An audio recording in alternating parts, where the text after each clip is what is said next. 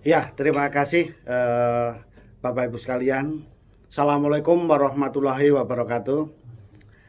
Pada kesempatan kali ini kami akan mengucapkan Dies Natalis, ulang tahun untuk Fakultas Pertanian UGM yang ke-74 ya. Karena saya termasuk juga salah satu eh, alumninya. Wah, saya lulus tahun 95, masuk tahun 1990.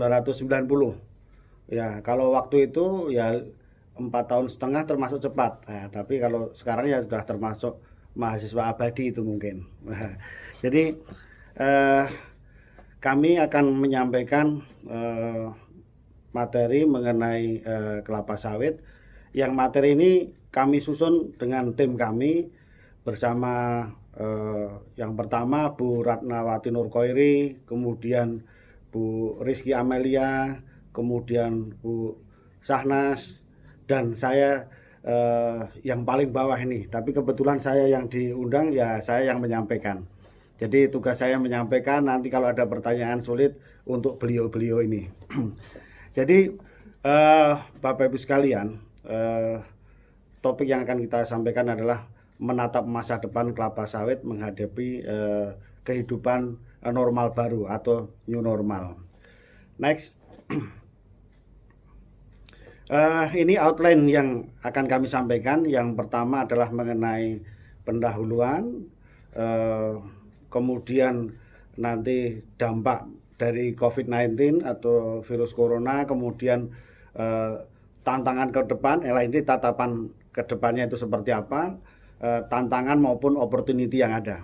Kemudian terakhir nanti strategi adaptasi yang akan kita sampaikan. Tetapi eh, secara umum ini kami rangkai dalam satu judul sebetulnya. Judulnya adalah kelapa sawit berprestasi tapi didiskriminasi. Wah, ini rangkaian apa yang saya sampaikan itu adalah cukup satu kalimat tersebut. Nah, next. Bapak Ibu sekalian, nah, mengapa ini bisa terjadi?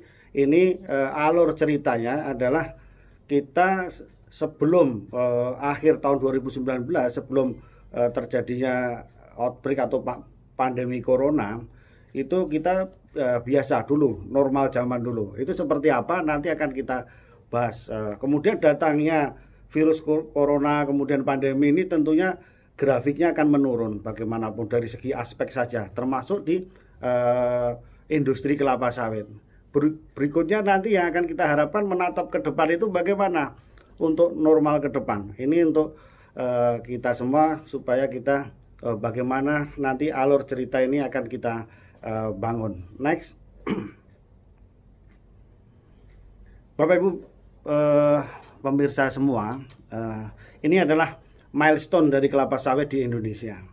Jadi kalau tadi Pak Agung sering menceritakan bahwa itu adalah specialty untuk Indonesia, justru kelapa sawit ini bukan tanaman asli Indonesia. Nah, untuk yang Guinensis itu yang sebagian besar ditanam yang berasal dari Afrika. Kemudian untuk Aloe vera yang dari Amerika Latin ada itu meskipun. Ini sebenarnya awalnya yang hanya 4 butir yang didatangkan terutama mungkin dari Afrika, kemudian lewat Mauritius di bawah Belanda, dan hanya 4 butir ditanam di Bogor. Nah, sekarang itu apa ya, monumennya ada itu. Kemudian pada tahun 1848. Nah, kemudian tanaman ini berkembang di bawah di daerah Banyumas dan sebagainya, dan yang paling banyak berkembang itu ke Sumatera Utara, sehingga ditanam dan pada tahun 1911 itu sudah mulai dikomersialkan secara meskipun tidak luas, yaitu di Tanah Hitam Hulu, kemudian di Pulau Raja dan sebagainya, sehingga ini akan menjadi berkembang. Dan makanya dibawa ke Sumatera Utara, makanya ada terkenal ada tanaman Duradeli karena di daerah Delhi. Kemudian ini berikutnya itu ada penelitiannya, itu adalah cikal bakal dari PPKS yang ada di salah satunya di 1916. Nah, itu waktu Afros zaman dulu. Dan inilah cerita-cerita sejarah kelapa sawit. Dan pada akhirnya singkat cerita, pada tahun sekitar 1990 ini pertumbuhan penanaman kelapa sawit itu adalah meningkat dengan pesat secara eksponensial. Yang kira-kira tahun itu luasnya sekitar 2,5 juta hektar.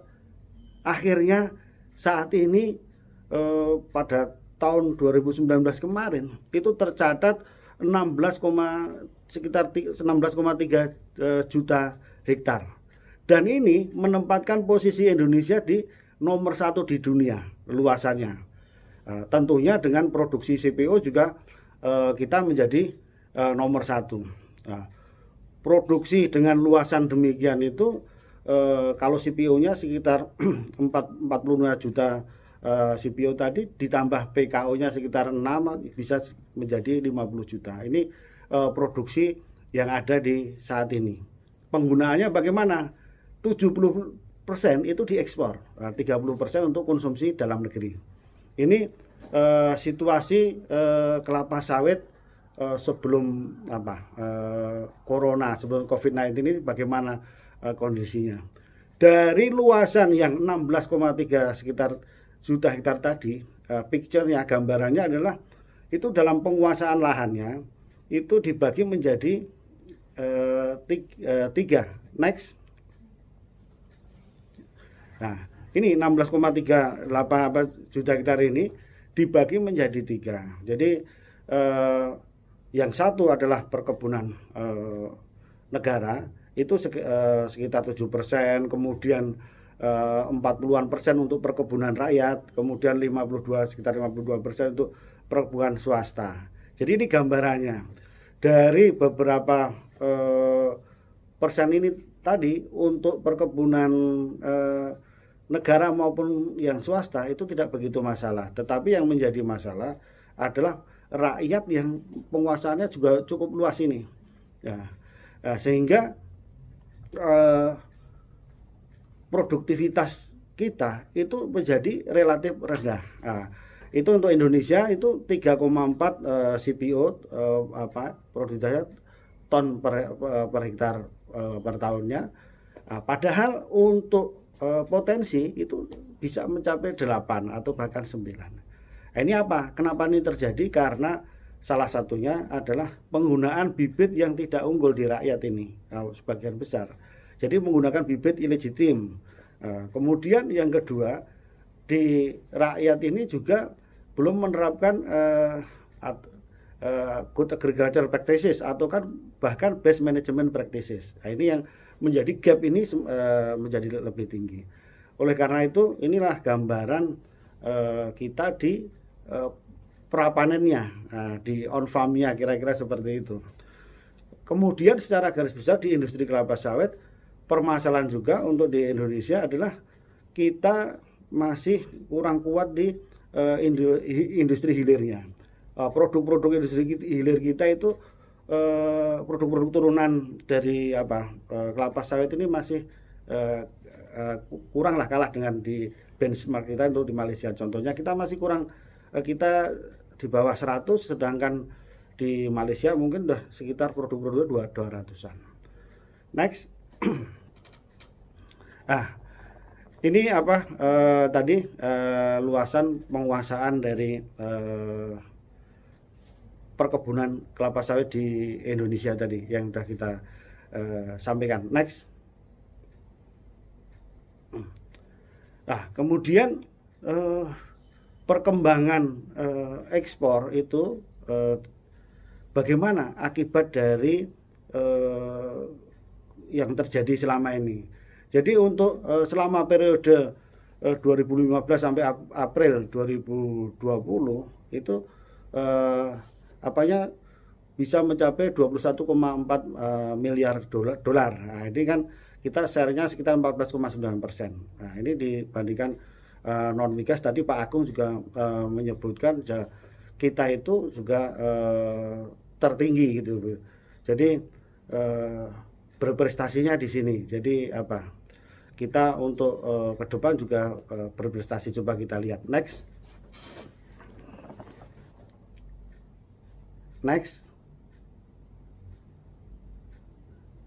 Ya. Lanjut. Aduh, ini.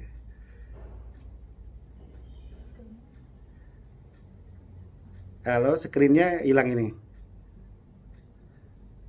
Jadi sambil memperbaiki screen-nya, jadi kelapa sawit itu dengan penguasaan seperti itu tadi, kita bermanfaat dari segi apa? Tidak hanya ekonomi. Tadi kan ekonomi sebagai penghasil devisa terbesar, non migas tadi. Yang itu gambarannya dari tahun 2017 itu sekitar 320 triliun atau 22,7 miliar dolar. Kemudian menurun menjadi 21,4 miliar dolar. Kemudian terakhir yang 2019 itu agak menurun 18,8 miliar dolar. Ini yang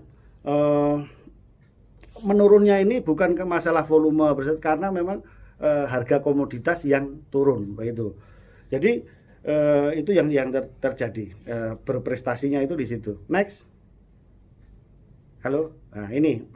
Jadi peran strategis tadi tidak aja masalah ekonomi. Jadi kelapa sawit juga memberikan banyak manfaat bagi kita.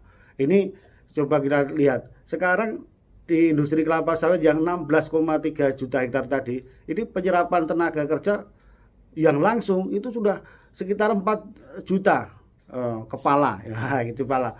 Belum lagi yang tidak langsung itu bisa sekitar 12 juta orang, 12 juta manusia begitu. Inilah beberapa peran strategis dari kelapa sawit. Juga dalam pengembangan wilayah. Nah, itu sekarang ada di sekitar 26 provinsi. Jadi betapa bisa kita lihat perkembangan itu kasat mata.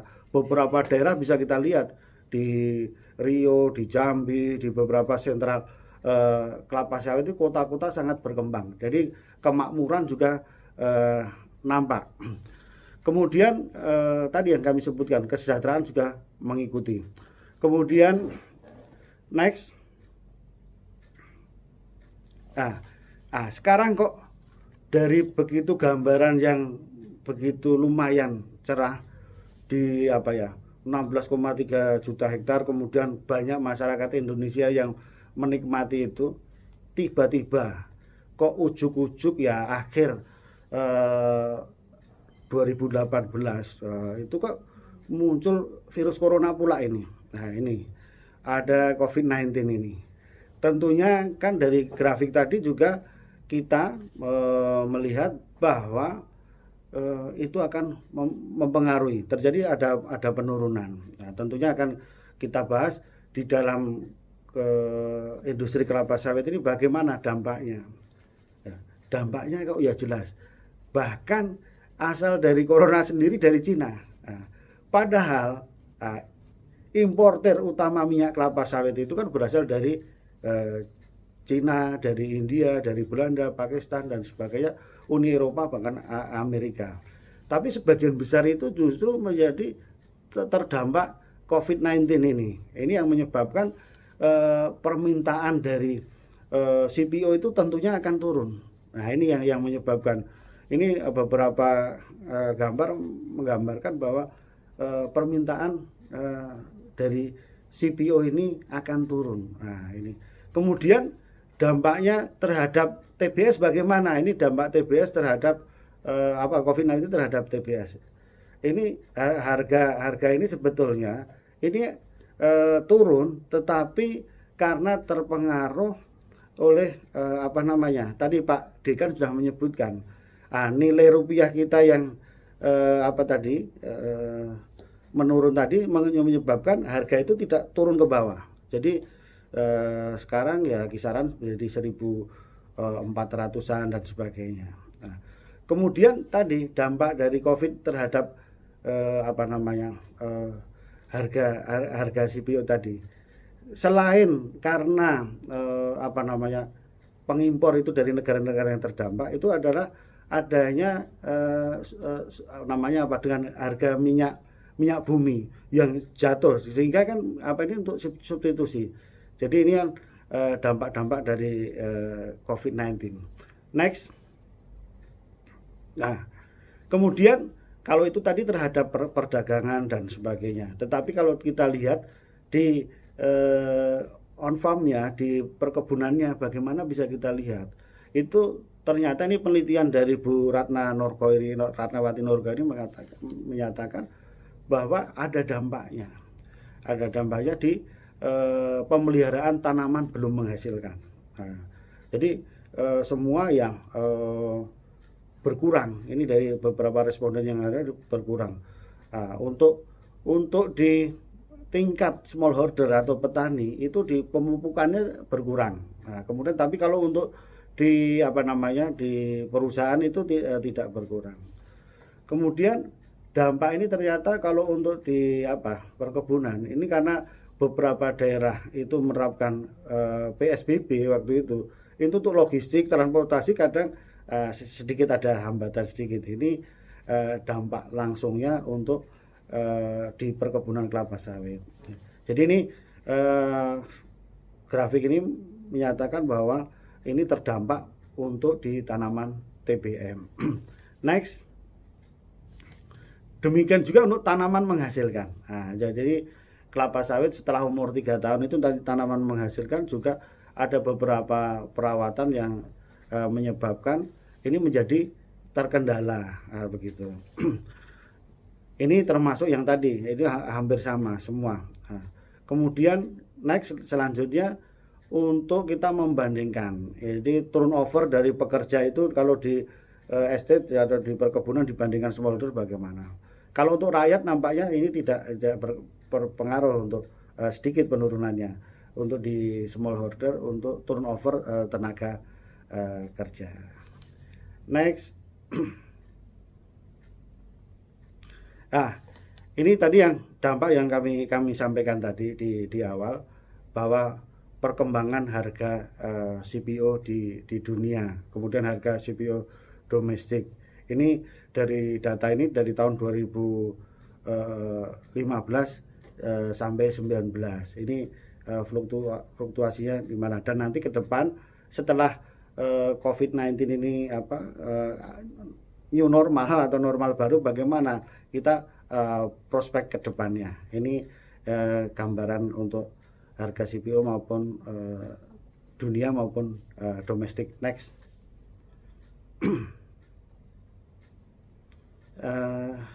Lanjut, next. Ini tadi yang sudah kami sampaikan, termasuk harga TBS. Nah, ini harga TBS itu nanti ke depan bagaimana, ini yang sekarang mulai bisa kita lihat. Ini contoh ini di harga TBS tandan buah segar di tingkat petani pada bulan April ini tertolong, tadi sudah saya sampaikan, tertolong oleh pelemahan nilai rupiah terhadap US dollar yang di harga waktu kisaran 15.400. Ini yang menyebabkan harga itu tidak jatuh sekali. Nah, kemudian nanti ke depan proyeksi itu bagaimana, nanti kita bahas lagi untuk proyeksi ke depannya. Next. Jadi itu yang kedua, dampak COVID terhadap industri kelapa sawit. Ya, yang berikutnya adalah kita menatap masa ke depan ini bagaimana industri kelapa sawit, tantangan maupun opportunity-nya. Jadi untuk tantangan sendiri ya kita bahas dulu mengenai tantangan berupa internal. Nah, internal ini ada cerita kita penghutan ekspor, kemudian perkebunan rakyat yang masih menggunakan bibit illegitim tadi yang banyak. Nah, oleh karena itu ada program pemerintah ya, peremajaan sawit rakyat yang salah satunya mengganti tadi itu replanting ini tadi, supaya yang tanaman yang tua produktivitasnya yang sudah mulai melemah tadi digantikan yang baru supaya menjadi lebih bagus lagi. Kemudian pelaksanaan good agricultural practices juga di tingkat petani masih ada. Ini kan nanti sosialisasi teknologi-teknologi dari pusat penelitian kelapa sawit tadi akan membantu masalah-masalah internal ini. Dalam PSR pun ada kelembagaan petani. Kemudian ada lagi masalah yang sering muncul ini biasanya di Riau, Kalimantan Barat, Kalimantan Tengah, ini ancaman dari kebakaran. Nah, ini juga masalah internal kita. Jadi efek di kelapa sawit juga ada. Kemudian, Pak Agus, 2 menit lagi. ya, kemudian berikutnya adalah tantangan eksternal. Eksternal itu ketidakpastian di dunia ini. Jadi ada di VUCA ini adalah volatility, uncertainty, kemudian complexity dan ambiguity. Nah, ini di dunia memang begitu.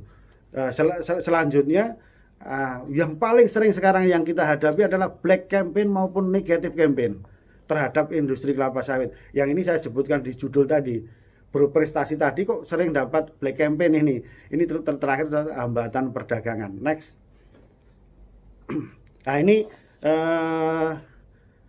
untuk black campaign-nya. Jadi kita kena black campaign mengenai land use change, indirect in land use change. Kemudian masalah kesehatan, minyak ini dituduh yang minyak saturated fat yang tidak sehat. Kemudian child labor, kita penggunaan tenaga kerja anak, kebakaran hutan, emisi gas rumah kaca, biodiversity, sampai orang hutan dan sebagainya. Nah ini kan ya black campaign yang semua itu beda antara mitos dan fakta itu tadi. Next. Nah, kemudian tadi itu tantangannya, opportunity-nya saya yakin bahwa ke depan industri itu bagus. Karena apa? Memang kelapa sawit itu merupakan tanaman yang serbaguna. Semua bisa dimanfaatkan. Nah, seperti kelapa juga. Kemudian yang terpenting adalah kelapa sawit ini merupakan tanaman yang efisien menghasilkan minyak. Kalau kita dari segi minyak ya, itu paling kita hampir 4 minyak per hektar per tahunnya dibandingkan kedelai soybean yang 0,4, kelapa 0,7, rapeseed atau bunga dan matahari itu 0,7 juga. Jadi efisien. Kalau orang lain nanam 3 bulan ganti, kita nanam kelapa sawit tinggal panennya berkali-kali dan mudah itu. Nah, kemudian strateginya apa tadi? Tadi kan cerita banyak mengenai minyak, maka strateginya nanti ke depan adalah pemanfaatan sendiri dari turunan biomasa dari kelapa sawit. Banyak dari kelapa sawit yang masih bisa kita manfaatkan untuk kegunaan-kegunaan yang lain. Lanjut. Ya, jadi ini strateginya banyak untuk menopang kelapa sawit dari berbagai aspek. So, ada tumpang sari tanam di masa TBM untuk meningkatkan pendapatan, manajemen kelembagaan pekebun, kemudian yang lain-lain ini menjaga kemitraan yang baik antara kebun dan rakyat dan besar. Kemudian ada optimalisasi riset. Ini salah satunya peran PPKS untuk mengatasi masalah itu. Kemudian sekarang yang dari kerjasama dari berbagai stakeholder adalah kampanye positif yang masif dengan memanfaatkan media digital supaya seimbang antara image mengenai kelapa sawit. Next. Nah itu tadi sudah saya sampaikan, the most productive vegetable oil, kelapa sawit. Nah ini yang yakin kita, dan untuk rakyat ini biasanya senang nanam kelapa sawit karena sawit mudah ditanam dan itu ditinggal-tinggal bisa untuk nyambi pekerjaan yang lain-lain. Nah itu next. Dan ini saya kira pas 2 menit Pak Moderator yang kami sampaikan, mudah-mudahan tidak menyita waktu yang terlalu lama. Terima kasih. Assalamualaikum warahmatullahi wabarakatuh. Waalaikumsalam warahmatullahi wabarakatuh. Terima kasih. Pertanyaan pertama itu saya ingin menanyakan sejauh mana hasil riset di PPKS ini yang telah dihasilkan terutama pada varietas atau bibit unggul. Nah, apakah bibit unggul yang ditemukan terbaru yang memiliki daya produktif tinggi barangkali itu sudah ada juga penyesuaian terhadap kondisi lahan, apakah itu di dataran rendah, medium, atau tinggi, Pak? Kalau seandainya sudah ada, mohon informasinya tentunya. Yang kedua, berkaitan dengan rekomendasi barangkali untuk pemerintah, untuk pengguna, petani, dan lain sebagainya yang menjadi pengguna atau pelaksana di lapangan tadi saya melihat kendala utama adalah produktivitas yang rendah di tingkat petani kelapa sawit. Ya. Iya. Itu memang kalau 3 sampai 4 ton dibandingkan dengan 8 sampai 9 ton itu 2 kali lipat lebih, Pak. Nah, itu bagaimana terobosan-terobosan dari PPKS sendiri ya untuk agar supaya memang ini bisa dilaksanakan, diimplementasikan di lapangan. Apakah sudah ada terobosan ya ke arah kebijakan atau mendorong kebijakan pemerintah atau bagaimana? Dan yang terakhir adalah adakah juga hasil riset itu yang melihat pada aspek peningkatan kesejahteraan masyarakat petani di kelapa sawit, ya, bukan saja hanya produksi dari yang mengandalkan sawit kelapa sawit sendiri, tetapi juga diintegrasikan dengan tadi ada tumpang sari mungkin ya, kemudian ternak atau ikan dan lain sebagainya. Jadi apakah ada juga hal-hal yang seperti itu yang terobosan meningkatkan kesejahteraannya di luar kelapa sawit yang mengintegrasikan ke arah sana? Barangkali itu Pak Agus Susanto. Terima kasih Pak Rijal Sudirja. Langsung saja mungkin Dr. Agus Susanto bisa menanggapi pertanyaan. Ya, terima kasih Pak Sudirja pertanyaan di kami. Tadi saya khawatir ini Pak Moderator, karena kalau webinar seminar di Jogja ini jarang yang tanya kelapa sawit. Tadi udah ini nggak ada yang tanya saya. Ini saya lihat sawit aja belum pernah. Ini tadi udah agak seneng juga saya tadi. Lumayan nggak ada yang tanya kan gitu. Ada muncul Pak Sudirja. Ini ada 3 pertanyaan. Jadi terima kasih Pak pertanyaannya. Memang salah satu tadi disebutkan backgroundnya produktivitas kelapa sawit kita itu rendah. Salah satunya penggunaan bibit ilegitim yang ada di rakyat terutama. Oleh karena itu kami di bidang penelitian ini di PPKS salah satunya ada kelompok peneliti atau divisi pemulihan tanaman dan bioteknologi Pak. Tugasnya ini adalah menghasilkan varietas-varietas unggul. Nah, ini unggul dalam arti sampai saat ini yang dikembangkan adalah produktivitasnya yang tinggi tadi. Nah, jadi dengan dari breeding yang saya tahu itu dengan menggunakan reciprocal recurrent selection, orang-orang breeding ini sampai saat ini menghasilkan 9 varietas yang ada Pak. Nah, ini semua juga dengan karakter-karakter tambahan yang disematkan pada varietas-varietas tersebut. Dengan satu siklus saja menghasilkannya 15 tahun, wah ini kan cukup lama ini hasil kerja dari para breeder kita ini. Sehingga itu sekarang dicapai ada 9 ini Pak, 9 varietas yang mempunyai karakter unggul selain produktivitas. Contohnya ini kami ada 4 kelompok. Kelompok pertama adalah Dampi. Nah, jadi Dampi ini mempunyai kelebihan pertumbuhan meningginya pendek Pak. Nah, dengan pendek ini sangat cocok untuk di lahan gambut. Nah, dengan di lahan gambut tidak mudah doyong, tidak mudah rebah. Nah, inilah salah satu kelebihannya. Dan panennya kan lebih mudah kan begitu.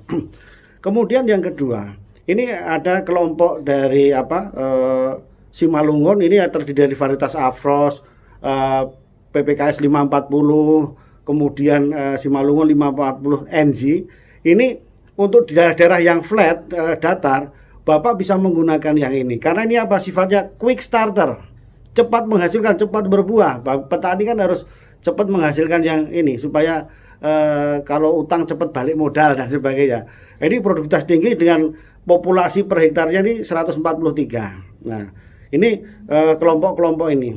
Kemudian berikutnya, ini kelompok yang ngambi. Yang ngambi ada grup kawannya varietas 718, kemudian ada 239 Pak. Ini cirinya apa? Cirinya besar tandanya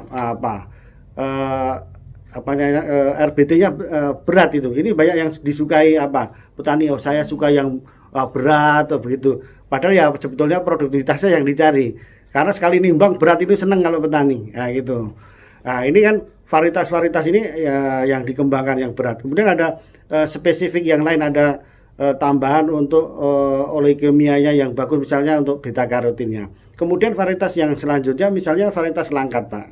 Nah, ini mempunyai panjang pelepah yang relatif pendek, sehingga cocok ditanam di daerah yang berlereng agak gunung tadi. Ini memang cocok untuk itu, supaya semua itu dapat mencapai produktivitas yang tinggi. Dan yang terakhir ini PPKS mengeluarkan varietas DP PPKS 540 NG, Next Generation. No Ganoderma ini adalah varietas yang moderat tahan Ganoderma, karena ke depan itu salah satu constraint masalah industri kelapa sawit adalah penyakit Ganoderma. Wah, ini kan akan menyaingi corona ini, ada pandemi Ganoderma. Ini.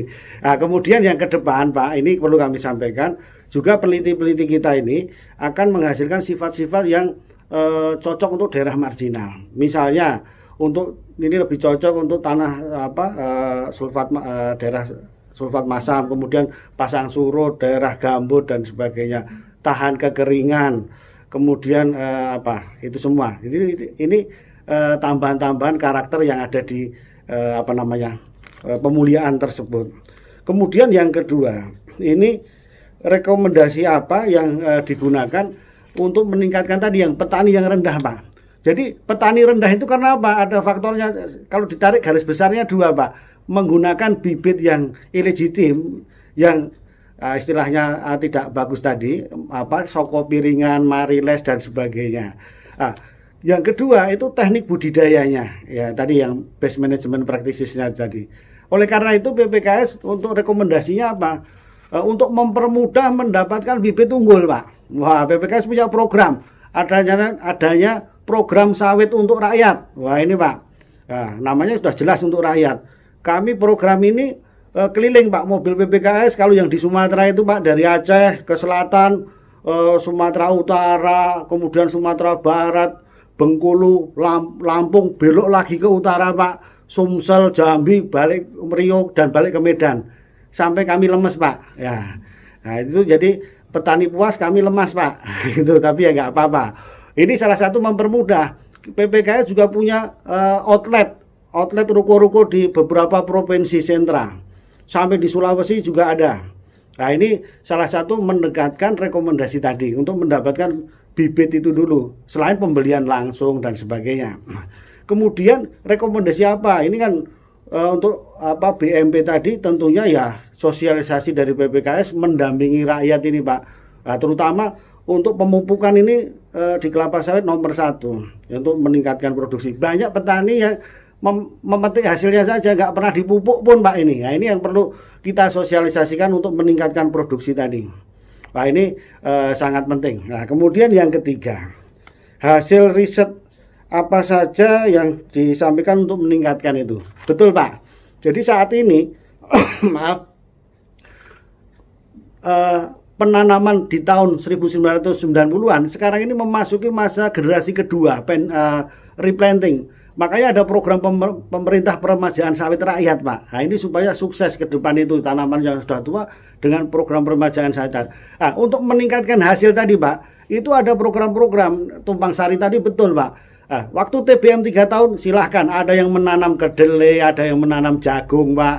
Nah, itu untuk meningkatkan itu hasil tadi itu, Pak. Dan itu kadang hasilnya lebih tinggi daripada sawitnya, Pak. Nah, ini untuk lag pendapatan yang 3 tahun terakhir. Kemudian untuk meningkatkan tadi juga ada beberapa program, Pak. Wah, Bapak ada integrasi sawit sapi, Pak. Wah, ini memelihara di kebun ini itu memelihara sapi.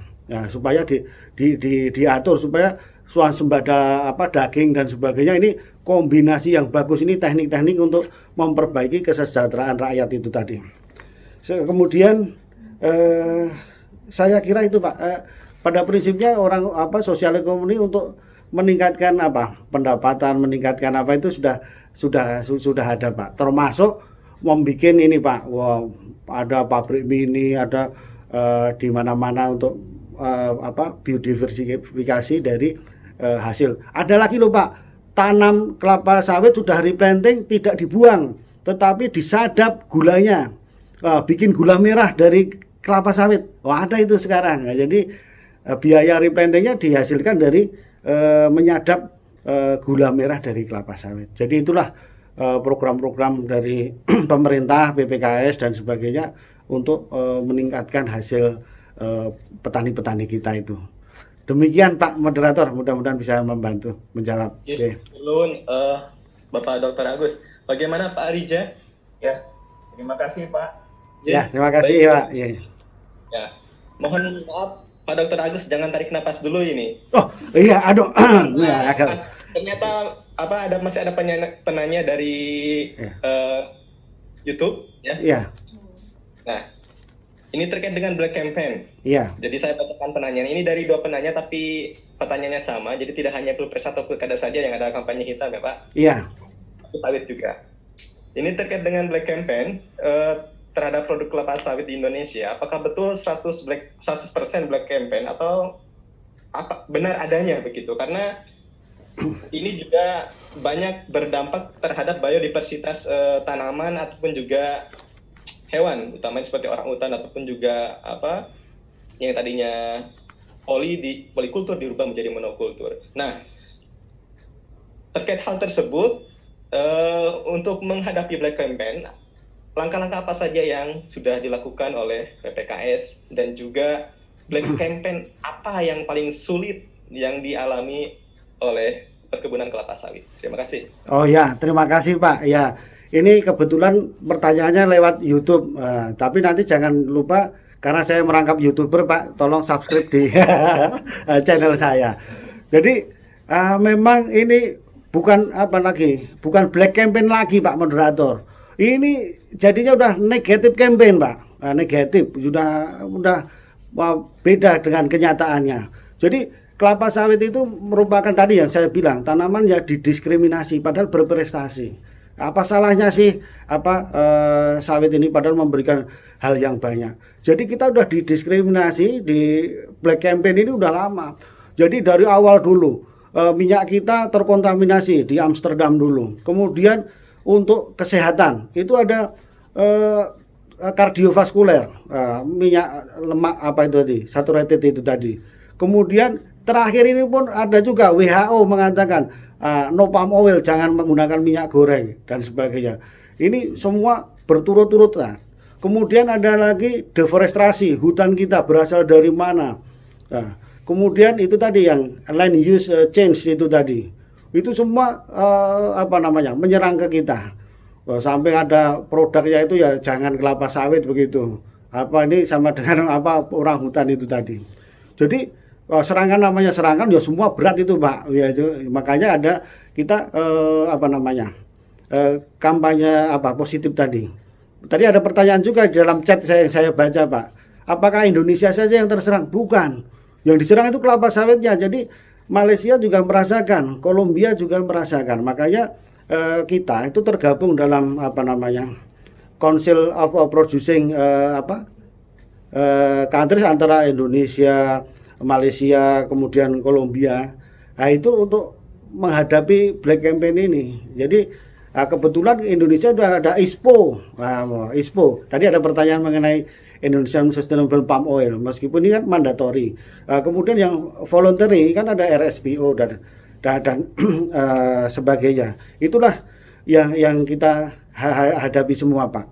Jadi ya yang dilakukan pemerintah Indonesia berkoordinasi dengan produsen yang lain melakukan kampanye positif melalui medsos, karena yang melawan tidak hanya yang di Eropa sana, yang di Indonesia negatif pun banyak. Ini juga yang harus kita yang harus kita kawani, kita jelaskan mana duduk persoalannya. Kita tidak pernah lepas dari kehidupan ini, dari kelapa sawit. Coba Bapak bangun tidur pakai sabun, pakai semua pasti tidak lepas dari itu. Jadi ya jangan diskriminasi. Kampanye sudah dilakukan pemerintah dari mana-mana, pergi ke Eropa, presentasi dan sebagainya. Nah, kita adalah menempatkan posisi itu pada posisi yang benar. Jadi contohnya gini, kelapa sawit dituduh boros air, nanti kalau ditanam banjir dan sebagainya.